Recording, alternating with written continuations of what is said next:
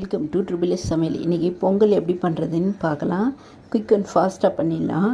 நான் பாருங்கள், இதில் காப்டின்னுவாங்க, இதில் ஒரு காப்டி ஃபுல்லாக போட்டிருக்கேன். பைத்தம்பருப்பு இந்த அளவு போட்டேன், இதில் கால்வாசி அளவு போட்டிருக்கேன். இந்த பாருங்கள், தண்ணி ஊற்றி கழுவி எடுத்துன்னு வந்துட்டேன். இதை நம்ம குக்கரில் போட்டுடணும். இதுக்கு என்னெல்லாம் தேவைன்னு பாருங்கள். தாளிக்கிறதுக்கு இந்த பாருங்கள்,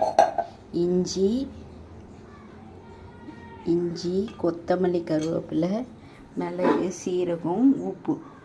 இங்கே பாருங்கள், கடாயை வச்சுட்டோம். எண்ணெய் ஊற்ற போகிறதில்ல.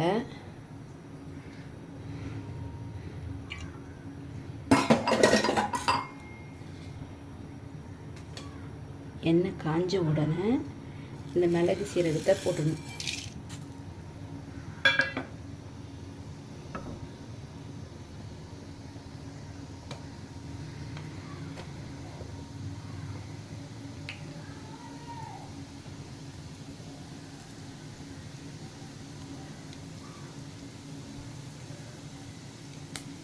லைட்டாக வெடிக்குது பாருங்கள். இந்த ஸ்டேஜில் கொஞ்சமாக பெருங்காயத்தூள்,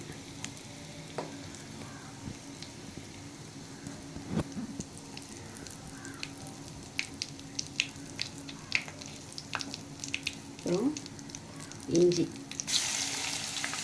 அப்புறம் கொஞ்சமாக கருவேப்பிலை, கொத்தமல்லி.